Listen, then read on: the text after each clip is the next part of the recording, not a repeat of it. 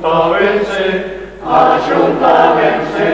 como una chibrata y al pie de un tonel, puesto un barracuco y tapado con llaurel. Ajuntávense, mozos muy gallasperos que a más de beber, cantaven, bailaven y animávense.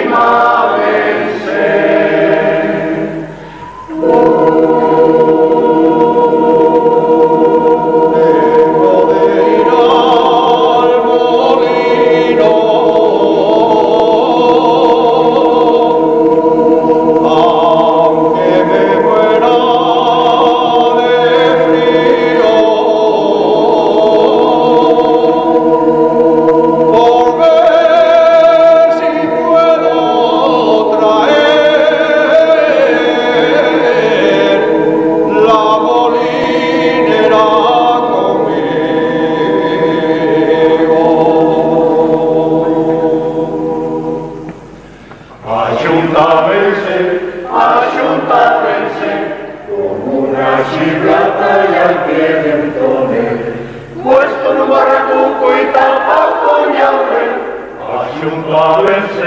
Ajuntávense, mozos muy gallasperos